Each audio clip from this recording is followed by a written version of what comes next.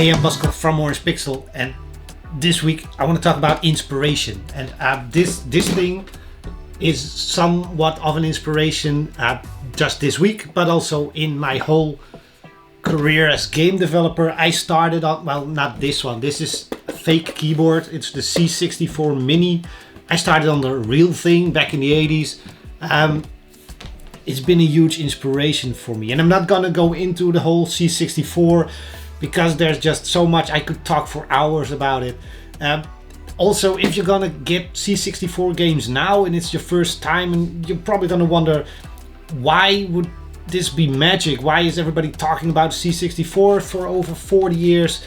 There's nothing special about it compared to modern games. But back in the days, developers made this device sing and do magic stuff. You can really see it if you look at the early games in the 80s, like 81, 82.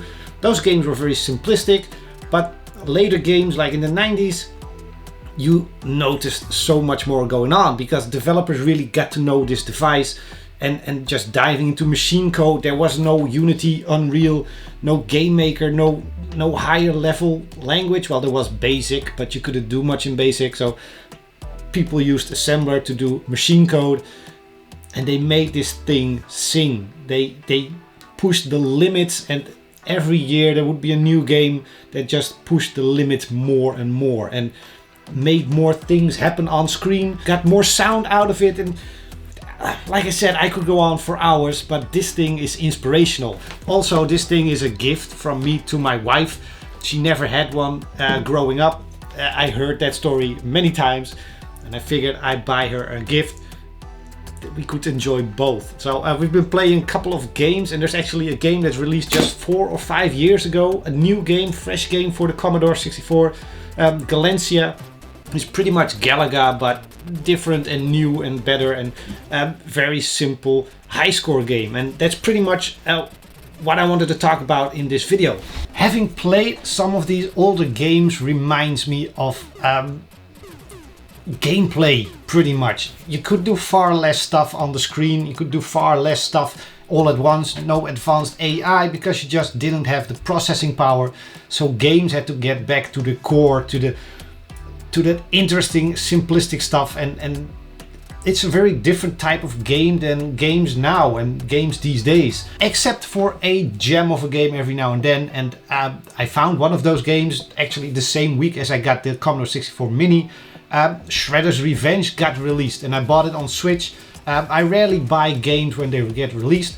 I usually wait for discounts and things like that. I got this in a pre-order because I was very psyched seeing all the videos and all the screenshots of it. It just looked amazing and old school and arcadey, and it actually lives up to all those things. It's very simple, old school arcade fun, but in such a beautiful way. Perfect pixel art graphics, just everything is very streamlined, everything is player friendly. It's not as difficult or challenging as it used to be, and that's a good thing because some of the C64 games we've been playing this week, we didn't get past level 1, or we even died in the first 3 or 4 seconds of gameplay. Those games were challenging. Also, they were much shorter, so they had to be more challenging. But these days we want longer games, but still with the same simplicity as before. Somewhat challenging, but also forgiving. And it's been such an inspiration that I'm gonna take those things back into my own games. I know about these things, but I think I just forgot about these things. And just playing a couple of good games is very inspirational and refreshing. And that's why I also started making some big changes to Regulate the City. But we're first gonna do an intro. I've been talking for a while now. Let's do a quick intro. It's a bit late, but quick intro, then Regulate the City.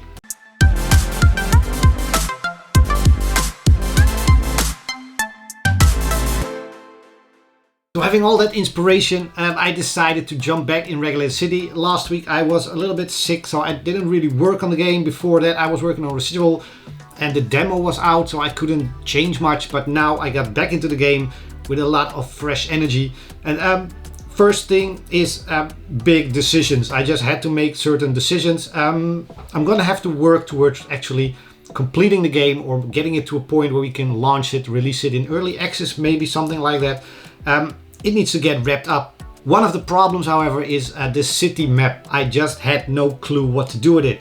I've been trying many variations. I wanted to have areas or territories for the gangs, and then you would somehow place buildings and maybe conquer those areas, and by placing buildings in certain areas, or maybe defeating certain gangs, or I just had no clear idea. That's the whole problem I'm trying to tell you. I just had no idea. I had a huge amount of ideas, but they were all partly not full finished, fleshed out ideas, and everything I went through my head and nothing really worked, or it was just overcomplicating things. So big decision. It's just gonna be a mission select screen, and that's not a bad thing. Again, I've been playing Shredder's Revenge. They have a cool mission select screen, pretty old school, but it works. You know where to go next. You know there's an end goal. That's another problem I had in the game. I had no end goal, conquering the city, and then what? But now we're gonna have missions and some sort of end boss. So there's gonna be a structure to it, and that's also a relief for a gamer, because they know what they're playing towards, and they know how far they are getting, and that they are getting closer and closer on every try. So that's a good thing to have. So the city map, it stays, it's gonna remain there. It's just gonna change, or functionality wise, it's just gonna be less than I wanted to do first. I probably want to do a little bit too much. We're not gonna do that. I just don't have the time to develop all that stuff into something and work it out. It's also gonna be confusing. City map is just going to be more simple. The first step of that is also I removed the little red flags that show you where missions were, and I changed them and replaced them with tiny little icons.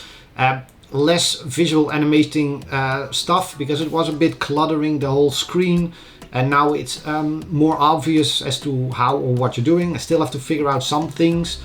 Do I want to have mission numbers and a set order, or can the player just decide which order to do these missions in? We'll figure it out. I still want to have certain buildings give you modifiers. So if you go to a hospital and complete that mission, your health points will be increased by 1 or 2. If you go to an industrial area and you complete that mission, you might unlock a new weapon. Things like that will be tied to these buildings. Except now I actually place these buildings at a certain key spot in a city. And those are going to be the missions, and those are going to be the bonuses and rewards for those missions. I think that's going to work out, and it's a lot easier to comprehend for a player. You don't have to understand everything. It's going to be much easier to communicate that. So I hope. So less animation stuff. I also faded out all the buildings that don't matter. So only the key buildings will now have this black outline and proper colors. Everything else is a little bit washed out, as you don't have to really pay much attention to those things. It's about the key buildings, and those are the important ones. This is all hopefully improving the visual stuff for the city, and so far I'm happy with these changes. So we're going in the right direction. The second change I've been working on is folding all the gangs into one bad guy element type thing roaming around the city. Originally I had just a bunch of different gangs, and visually they had some differences, but other than that there was just nothing there. I had an idea that didn't really work out, and of course I wanted to tie that into the city map. That's gonna be scratched. So the whole gang idea is just now gonna be simplified. There's one bad guy element, one big group trying to conquer the city. Your task is to take them out. Pretty much. That also means we can work towards an end boss, and maybe variations of end bosses, because there's still randomness going on in these games. I like adding randomness to my games, or procedural generated stuff which isn't random. There is thought behind it, and it should always work out. It also means that we can now tie certain enemies to certain weapons, to certain attack patterns, things like that. We can do more with it and have more than just bad guys standing there. The bigger guys will actually be stronger. There might now be guys that have some sort of shield. I already added a guy that throws bombs at you. So certain enemy types will now have a bomb and throw it and run away. That's debatable. Sometimes they still bug out and actually run towards their own bomb. Working on that, but we have more options now, and again that's something that ties in back to the old-fashioned games. Simplified things. So if a bad guy has a purple suit, you know he will be carrying a bomb. If he has an orange suit, he will most likely shoot faster bullets or something like that. it will be easier to communicate those things to the player. So that's what I'm working towards now. We already have the bomb guys, we had the Molotov cocktail throwing guys, which is almost the same, except this one spreads fire, and we will be adding more variation. And pretty much the next coming months will be me adding a bunch of content and changing these type of things until we have a fully working game that can be released.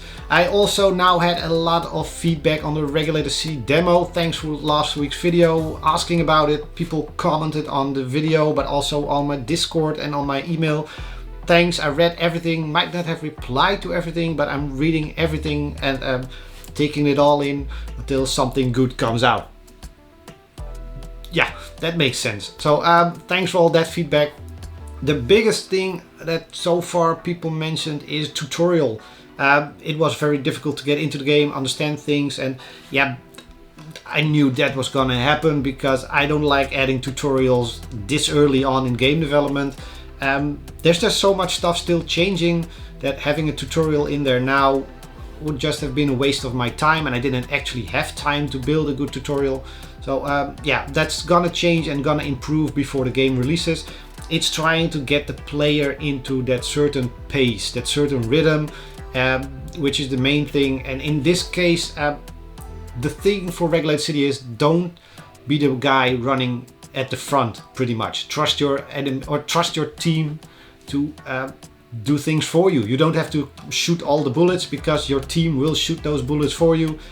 You can hang back a little bit, just make sure you have an oversight of everything, and when you're at the door you can regroup them. They'll come towards you and you can open the door, or you can just stand in front of the door. They will know you're gonna open the door and move towards you already.